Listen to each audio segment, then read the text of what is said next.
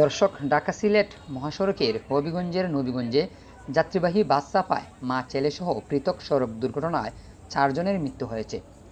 নিহতরা হলেন বানিয়াচং উপজেলার সাগরদিঘি পশ্চিমপাড় গ্রামের শামীম আক্তার, তার 5 বছরের ছেলে তৌকির আহমেদ, হবিগঞ্জ সদর উপজেলার নোহাটির জয়ঙ্কর রায় ও খুলনা জেলার বাগেরহাটের ফুরকান আলী।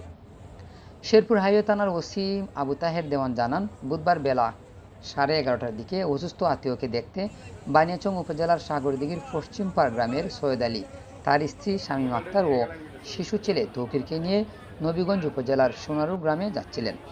প্রতিমধ্যে দিনারপুর কলেজ সংলগ্ন এলাকায় মহাসড়ক পারাপারের সময় সিলেটগামী সৌদিয়া পরিবহনের একটি যাত্রীবাহী বাস তার স্ত্রী ও ছেলেকে চাপা দিলে ঘটনাস্থলেই তাদের মৃত্যু হয়। তাদের মৃত্যুর খবরে এলাকায় শোকের ছায়া নেমে এসেছে।